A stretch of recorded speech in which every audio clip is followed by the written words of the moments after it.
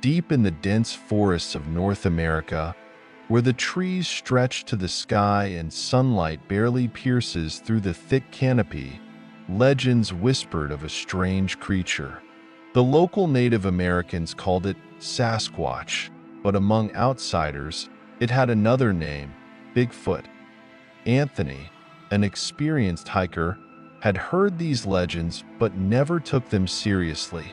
He set out alone into the woods, hoping to capture the beauty of nature and spend a few days in solitude. On the third day, he sensed something was off. The birds had gone silent, and the forest was steeped in an eerie hush. On the ground, he discovered massive footprints, neither bear nor human. They were as wide as his hand and sunk deep into the soft earth. Nervously, Anthony laughed it off, thinking it was some kind of prank to by evening.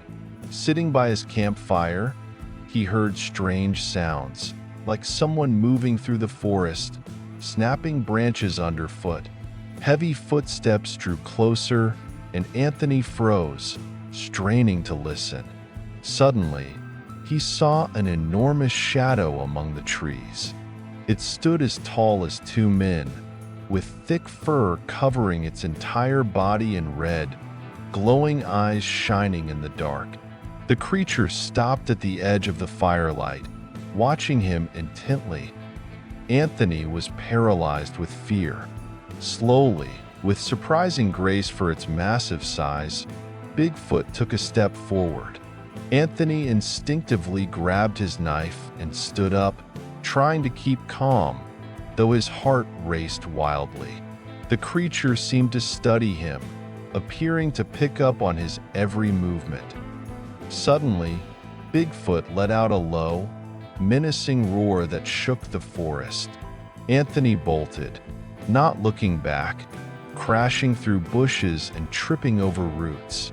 He ran all night, his legs giving way only when he reached a river, utterly exhausted. In the morning, rescue workers found him, having started a search when he failed to return on schedule. Anthony told them about the creature, but no one believed him.